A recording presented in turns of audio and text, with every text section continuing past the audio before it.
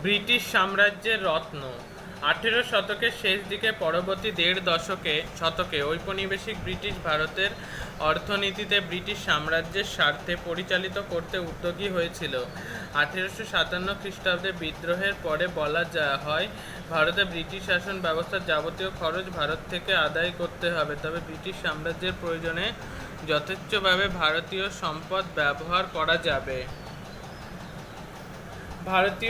ভারতের বাজার ব্রিটিশ পণ্যের জন্য উন্মুক্ত হয় 1914 খ্রিস্টাব্দে নাগাদ। ব্রিটেনের ল্যাঙ্কাশায়ারে তৈরি সুতির কাপড়ের 85% ভারতে বিক্রি হতো। ভারতীয় রেলের ব্যবহৃত লোহা ও ইস্পাতের 17% আসত ব্রিটেন থেকে, অর্থাৎ উপনিবেশ হিসেবে ভারতীয় শিল্প বাণিজ্য অভিমুখ শাসক ব্রিটেনের স্বার্থেই পরিচালিত হতো। তাই ব্রিটিশ সাম্রাজ্যের মধ্যে ভারতকেই সবচেয়ে দামি রত্ন হিসেবে বর্ণনা করা হতো।